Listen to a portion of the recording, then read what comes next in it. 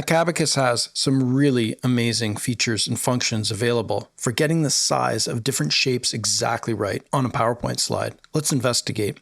If we were to select this particular shape right here, we could go up to the Macabacus section on the ribbon. Under Shapes, want to look for this little icon, looks like a ruler. It says Shape Size. Let's open it up.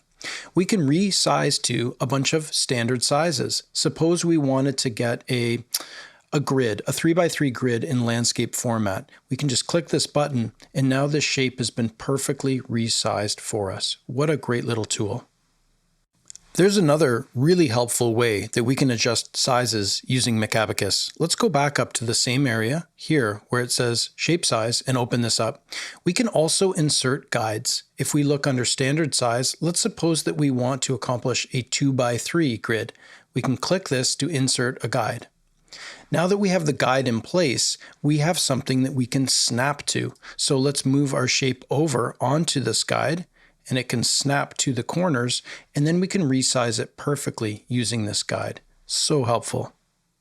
So these guides can be very helpful to us. They act as like a wireframe and we can move our shapes on top of them and then snap our shapes to the exact size that we're looking for. What's even better, we can easily remove these guides when we're done. Let's take a look at how that works. We could just move this guide off to the side, and then what we would do is go up to the Macabacus section of the ribbon in the same section here and just say remove guides, and they're gone. What a great tool. It's good to know that these tools and features exist in Macabacus. We can bring these guides out, use them to snap our shapes in place, and then quickly remove them. Just another example of a really innovative tool brought to you by Macabacus.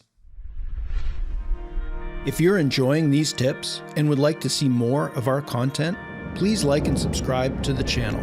Thank you so much for your support, and we'll see you soon in the next video.